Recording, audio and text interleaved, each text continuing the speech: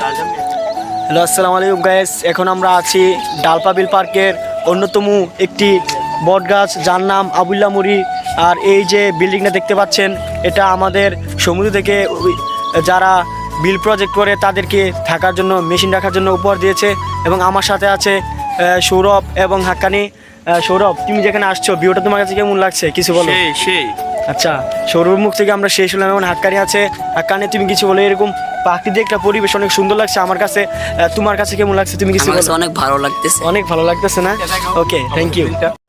দেখেন গাইস, আমাদের ডালপাবিল পার্ক অনেক সুন্দর, অপরূপ সৌন্দর্যে আমাদের এই ডালপাবিল কিন্তু অনেক সুন্দর। এবং দেখতে পাচ্ছেন এরই পাশে রয়েছে আমাদের পার্শ্ববর্তী গ্রাম মকিমপুর, এবং রয়েছে আমাদের এই যে বিলের মাঝে সবাই ধান চাষ করে এবং সবাই মাছ চাষ করে।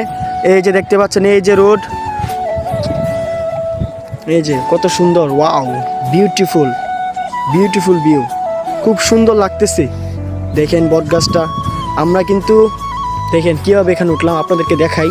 দেখেন আমরা কিন্তু অনেক কষ্ট করে এই ডালটা থেকে কিন্তু অনেক কষ্ট করে উঠছি। আর এইটার অবদান একমাত্র হাক্কানি না আসলে কিন্তু আমরা এখানে কিন্তু উঠতে পারতাম না।